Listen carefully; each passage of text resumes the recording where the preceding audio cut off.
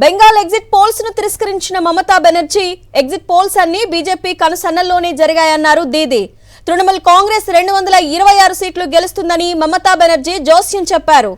పశ్చిమ బెంగాల్ అసెంబ్లీ ఎన్నికల్లో హోరాహోరీ పోరు జరిగిందన్న ఎగ్జిట్ పోల్స్ అంచనాలను తిరస్కరించారు ముఖ్యమంత్రి Mamata Banerjee. BJP majority mark దాటొచ్చన్న పోల్ అంచనాలను తప్పుపట్టారు. ఎగ్జిట్ పోల్స్ మొత్తం బీజేపీ కనుసన్నల్లోనే జరిగాయని ఆరోపించారు దీది. తృణమూల్ కాంగ్రెస్ విజయంపై ధీమా వ్యక్తం చేశారు. టీఎంసీ 226 స్థానాలు గెలుస్తుందని చెప్పారు మమత.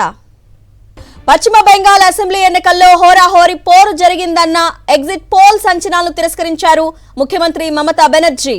బీజేపీ మెజారిటీ మార్కు దాటొచ్చన్న పోల్ అంచనాలను తప్పుపట్టారు.